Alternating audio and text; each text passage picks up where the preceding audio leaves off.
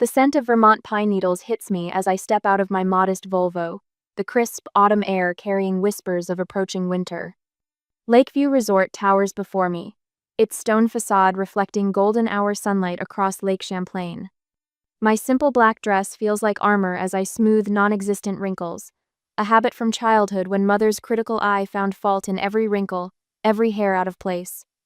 I check my watch, 6:45 p.m., 15 minutes early, exactly as planned. The resort's grand entrance beckons with warm light spilling onto marble steps.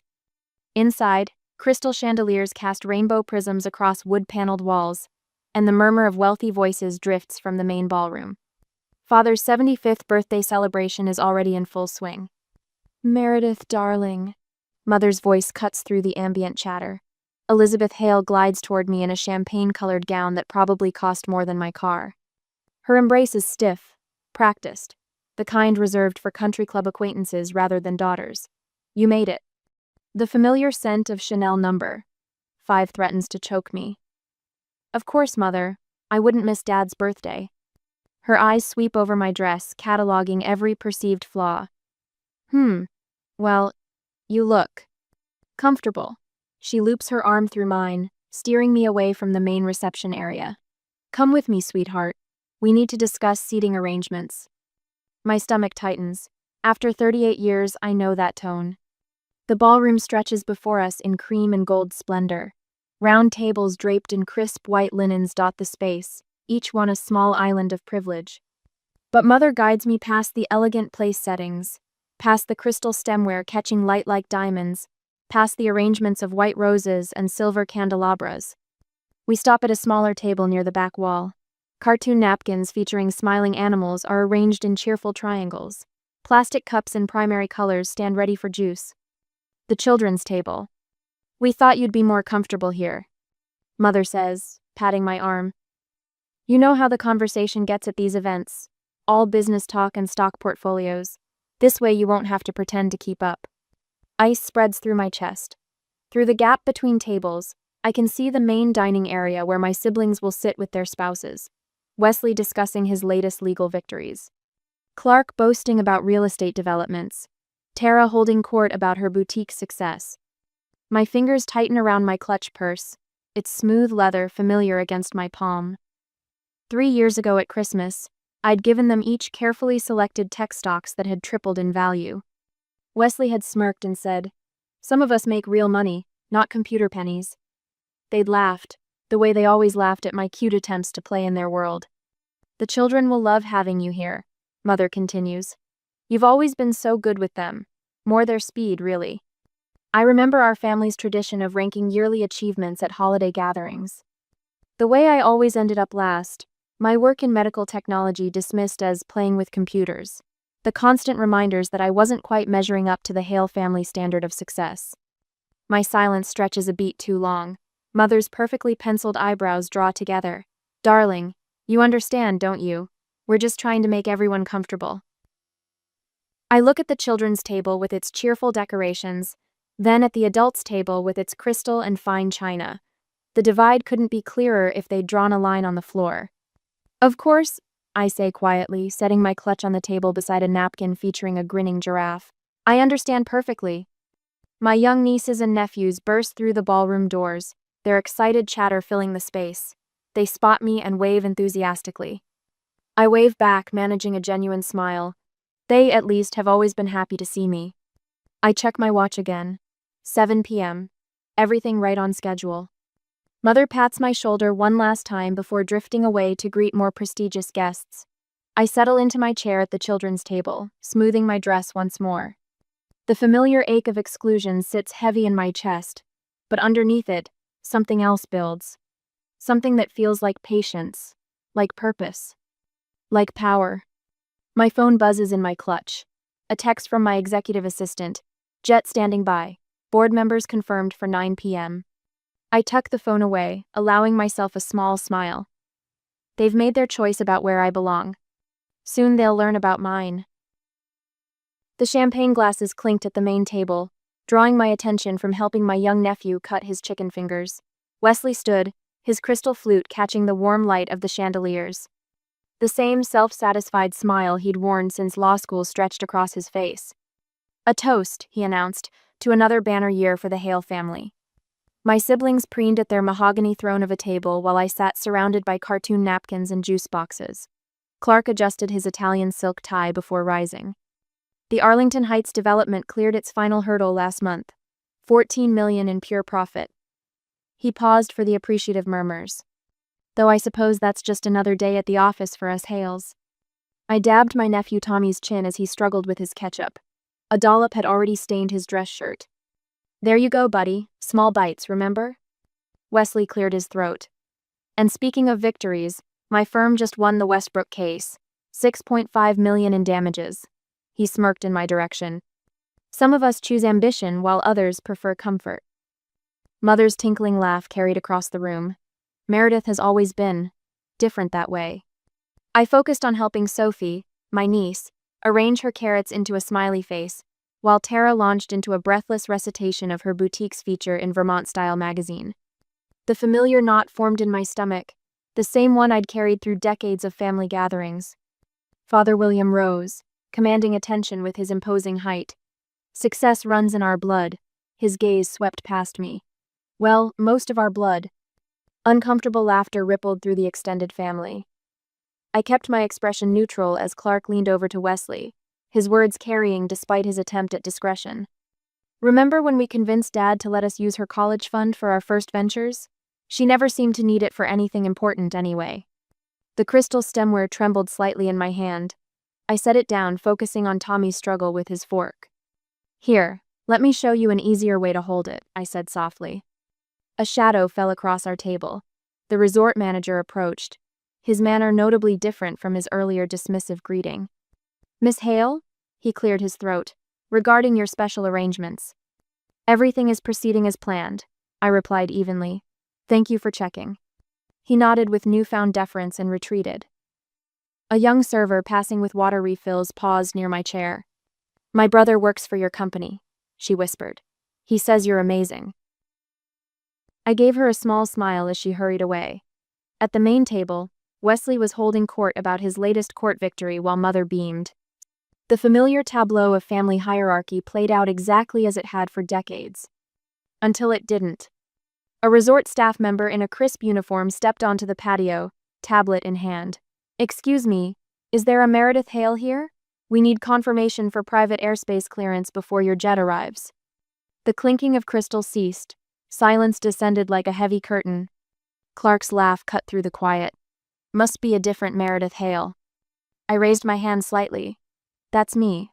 Thank you for checking." My voice remained steady, though my heart thundered against my ribs. "Please tell them to proceed according to schedule." The staff member nodded and departed, leaving behind a vacuum of disbelief. Wesley's champagne glass froze halfway to his lips. Mother's fingers clutched her pearls. Tommy tugged at my sleeve. "Aunt Meredith, can we see your airplane?" I smiled at him, ignoring the intense stares from the main table. "Maybe next time, sweetheart?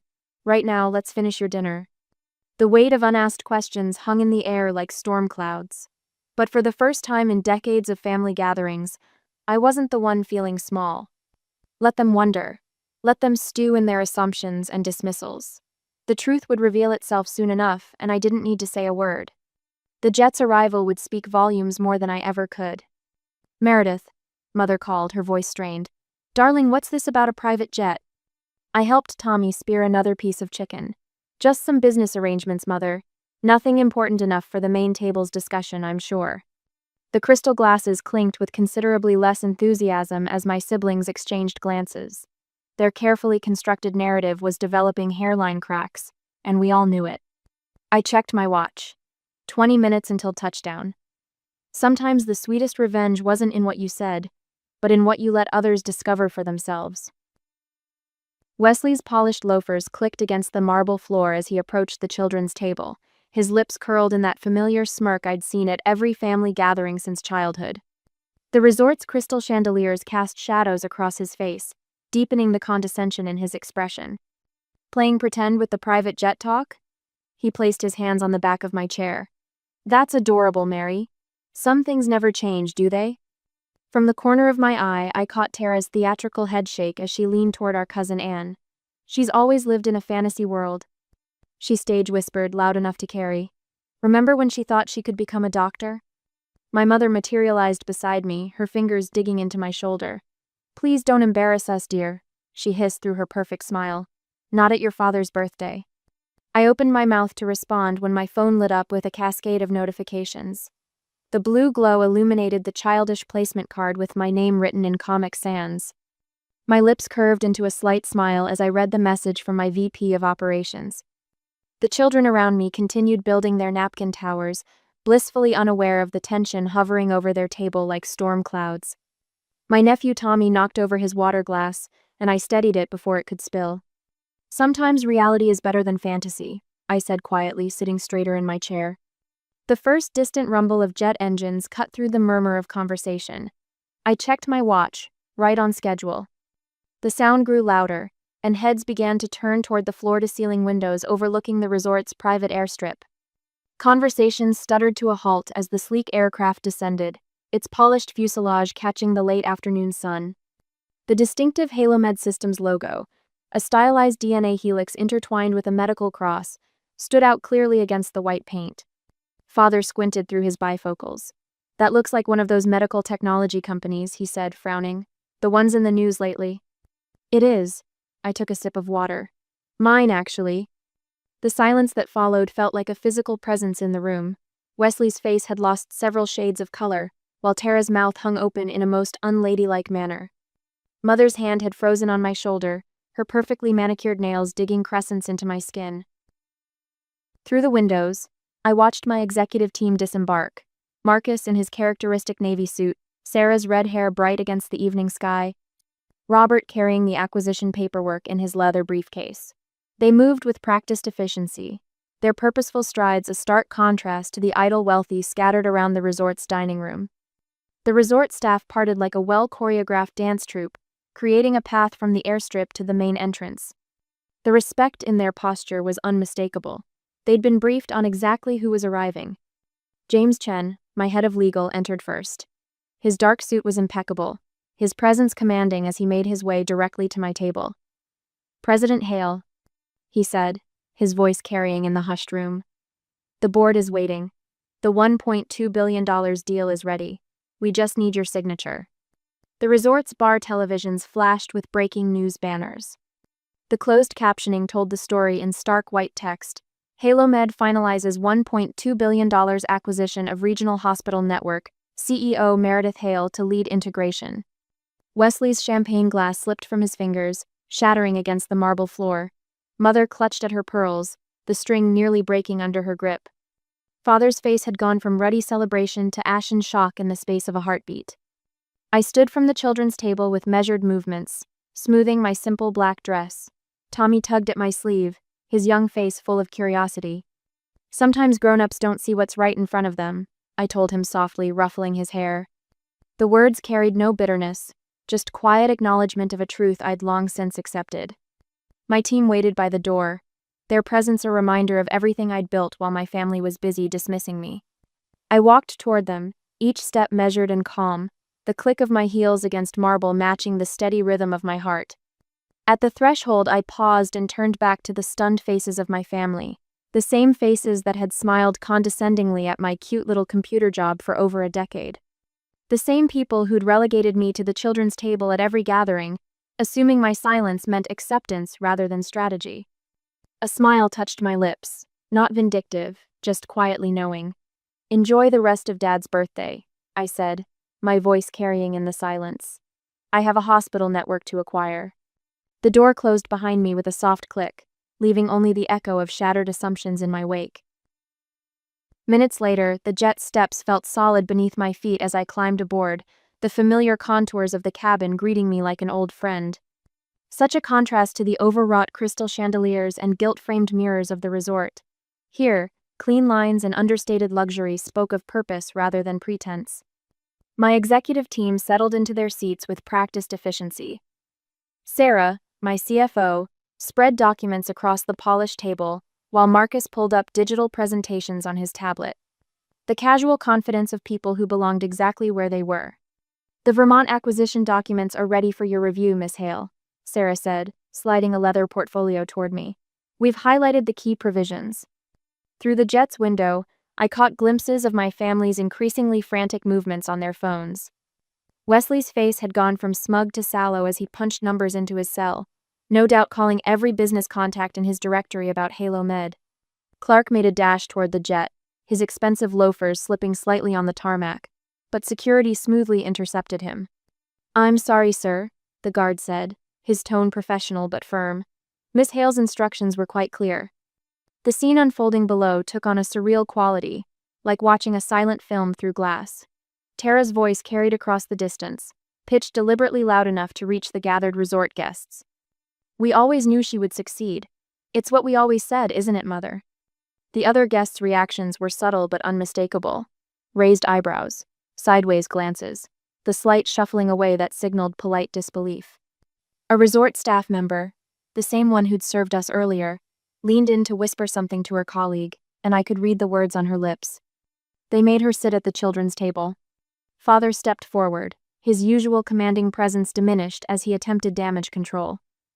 "Just a family joke that went a bit far," he announced to no one in particular. "You know how these things can get out of hand." But the tide had already turned. My team handled the growing media presence with the same quiet competence they brought to everything. James, my head of communications, stood at the edge of the assembled press, his voice carrying clearly. "Miss Hale built HaloMed from the ground up over 11 years, he stated, as photographers snapped images of the journey displayed on his tablet. From a small startup to the industry leader in cardiac monitoring systems. The photos told their own story. Me in our first office, surrounded by prototype designs, the team celebrating our first major contract, the opening of our research facility. Each image a silent rebuke to my family's dismissive narrative. I watched as resort guests began gravitating toward my nieces and nephews, their curiosity evident in their eager expressions. "What's your aunt really like?" I heard one woman ask Tommy, my sister's oldest. "She seems remarkable." Tommy's face lit up. "Aunt Meredith is awesome. She helped me build my science fair project last year. We won first place." The shift in social dynamics was fascinating to observe. Elizabeth's carefully cultivated country club friends began drifting away from her orbit, their body language speaking volumes. The same women who had laughed at her jokes minutes ago now found urgent reasons to be elsewhere. Clark's phone buzzed again. I could see him flinching as he answered it. One of his real estate investors, no doubt. The man's face had taken on the gray pallor of someone watching their carefully constructed world crumble. "You didn't recognize a billion-dollar CEO in your own family?" The investor's voice carried clearly in the evening air. "Do you have any idea how this makes us look?" Wesley's legal colleagues were already texting him. I could see him scrolling frantically through messages, his reputation for keen judgment suddenly in question. Tara's fashion contacts, who had ignored her calls for months, were suddenly flooding her phone with requests for introductions. I settled into my seat as the jet's engines hummed to life. Sarah handed me a pen, and I began reviewing the acquisition documents with careful attention. The same attention to detail that had built HaloMed, while my family was busy dismissing my little computer project. "Is there anything else you need, Miss Hale?" Marcus asked. I glanced out the window one final time.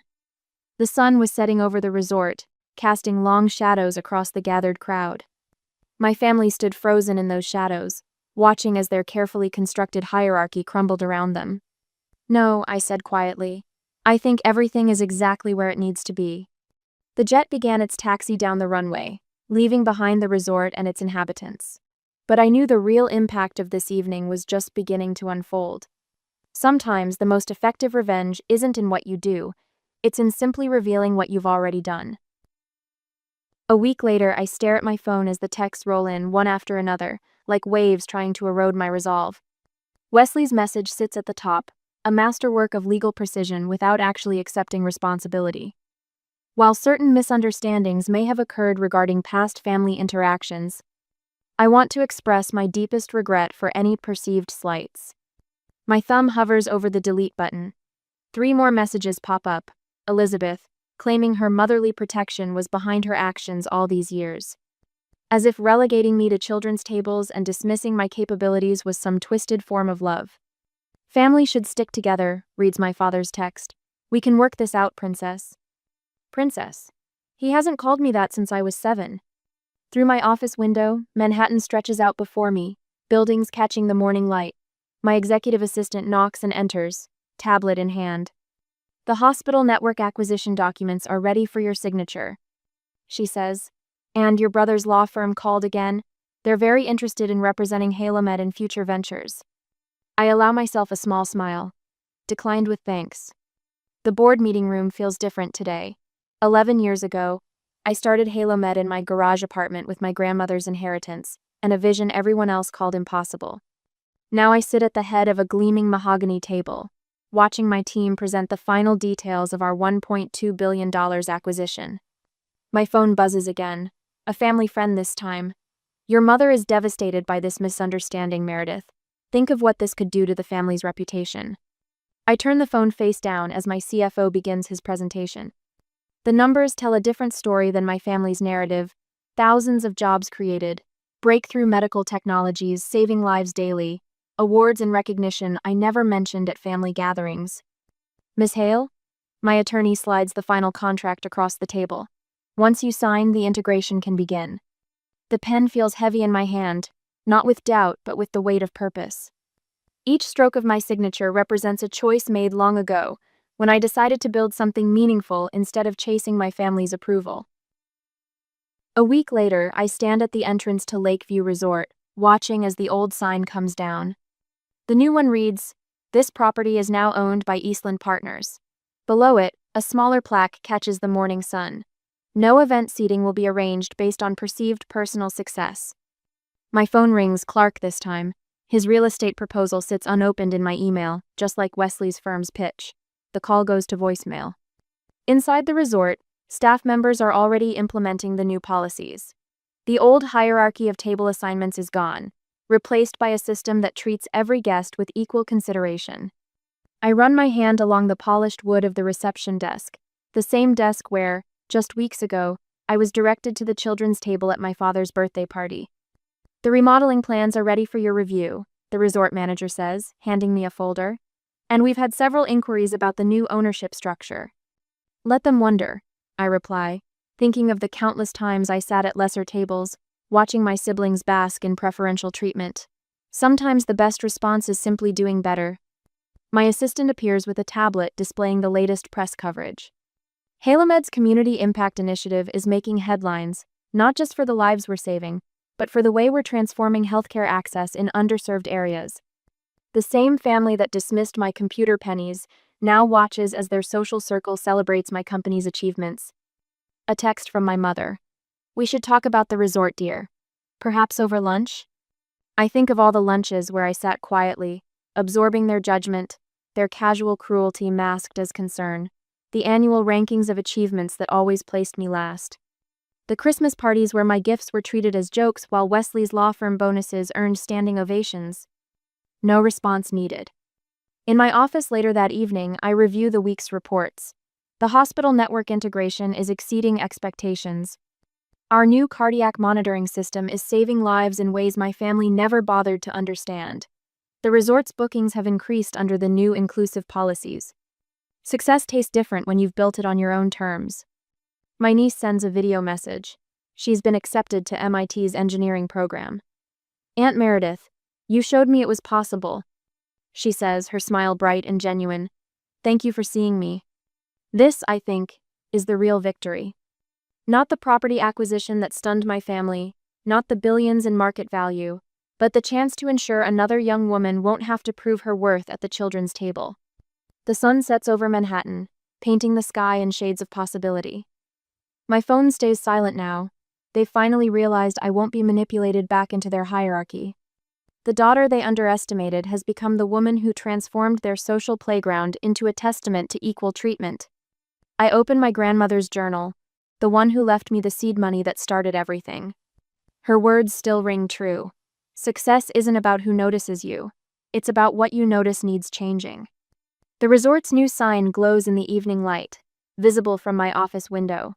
No more separate tables, no more arbitrary rankings, no more proving worth through wealth or status. Sometimes the quietest revenge is simply building something better than what hurt you. And they'll have to live with that reality every time they drive past that sign. I stand at my office window overlooking Central Park, watching the late autumn sunlight paint the trees in shades of gold. 6 months have passed since that night at the resort, and the view still takes my breath away, not because of its grandeur, but because of what it represents: freedom, purpose, a life entirely my own. My reflection in the glass catches my eye. The woman staring back at me stands straighter than she used to, her shoulders relaxed rather than braced for impact. My customary low bun has loosened slightly during the day, a few strands framing my face. I touch Grandma's platinum watch on my wrist, its familiar weight grounding me. Behind me, my desk holds the standard executive suite decor: sleek laptop, carefully organized papers, a single orchid blooming in elegant defiance of the winter approaching outside. But it's the photos that tell the real story. My executive team at our last product launch, faces bright with shared triumph. Sarah from engineering holding up our latest patent approval. The IT department's ridiculous holiday party photo where we all wore lab coats decorated with tinsel. And there, in a simple silver frame, my nieces and nephews at the lake last weekend, their faces full of joy as they helped me plant tulip bulbs for spring.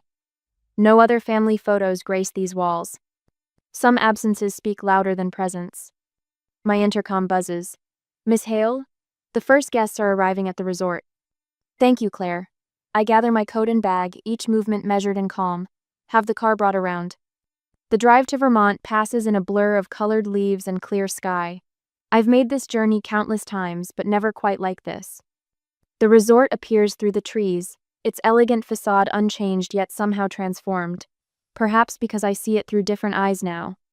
Or perhaps because the sign at the entrance now reads, Eastland Partners, a HaloMed property. The circular table dominates the main dining room, replacing the hierarchy of separate seating that marked so many painful gatherings. White roses and silver candles create an atmosphere of understated elegance. No children's table in sight. Wesley arrives first, of course. His lawyer's instinct for positioning himself advantageously hasn't changed. Meredith. He hovers uncertainly by the entrance, his usual swagger dimmed. "This is quite something you've done with the place." "Thank you," I gesture to the table. "Please sit anywhere you'd like." His eyes dart around, searching for the best strategic position, before realizing there isn't one. Every seat holds equal weight in a circle. He settles eventually, tugging at his collar. The others filter in gradually. Clark, subdued without his usual audience of investors. Tara, wearing a dress that probably cost more than most people's monthly salary. Mother and father arm in arm as always. Various aunts, uncles, cousins. And finally, my favorite people, the kids, running ahead of their parents with uninhibited enthusiasm. "Aunt Meredith," Emma launches herself at me, all gangly limbs and pure affection. "Did you see the new playground? It's amazing." I did. I squeeze her tight, breathing in the scent of apple shampoo and childhood. "What's your favorite part?" "The rocket ship climber? It looks just like the ones in your company video." I catch Sarah's eye across the room. It had been her idea to design the playground equipment based on our medical imaging machines, making science feel magical rather than intimidating. She grins and gives me a subtle thumbs up. The evening unfolds with a different energy than our previous gatherings. No one dominates the conversation. No achievements are ranked or measured against each other. When my phone buzzes with news about HaloMed's latest cancer treatment breakthrough, I silence it without checking. Some things matter more than business. Later, I find myself in an unexpected moment with one of the resort's newer employees, a young woman named Jessica who reminds me painfully of myself at that age. She's restocking the breadbasket with trembling hands, shooting nervous glances at my family members. "They said I shouldn't bother applying to medical school," she whispers when I catch her eye, "that I should stick to something simpler. Let me tell you something about success." I keep my voice low just for her. It isn't what they think it is. It's not about proving them wrong, it's about proving yourself right. Her spine straightens almost imperceptibly. "Really?" "Really." I pull out one of my business cards, writing my private email on the back. "Send me your application when it's ready." I know some people on admissions boards who value potential over pedigree. The light in her eyes reminds me why I do this. Why I choose connection over isolation, impact over revenge. Some victories don't need applause to matter. When the prestigious Thompson Medical Innovation Awards ceremony calls later that week, I decline their invitation without regret. Instead, I spend that evening walking the pediatric ward of our newest hospital acquisition, watching our monitoring systems track tiny heartbeats with perfect precision. A small boy waves from his bed, his smile bright despite the tubes and wires surrounding him. "Are you a doctor?" he asks. "No." I perch carefully on the edge of his bed. "I just help make the machines that help the doctors help you." "Cool," his eyes widen. "Can you make them less beepy? They wake me up sometimes." I laugh, making a mental note to talk to engineering about sound reduction options. "I'll see what I can do." My reflection catches in the window as I stand to leave. The same face that used to seek validation and family approval now finds its purpose in moments like these. Success doesn't always wear the face we expect it to. The sun sets over the resort's lake as I complete my final task of the day. The dock creaks softly under my feet, water lapping against the shore in gentle rhythm. Everything glows in shades of amber and rose, the sky putting on its own quiet show of success. I don't need their applause anymore. Don't need their approval or understanding. The water reflects my smile back at me, peaceful and genuine. Some victories speak for themselves, in the language of lives changed and horizons broadened. In the end, that's the only validation that matters. Besides, I think as I turn back toward the resort, the best revenge isn't proving them wrong. It's living so completely right that their opinions become irrelevant. And that's exactly what I intend to keep doing.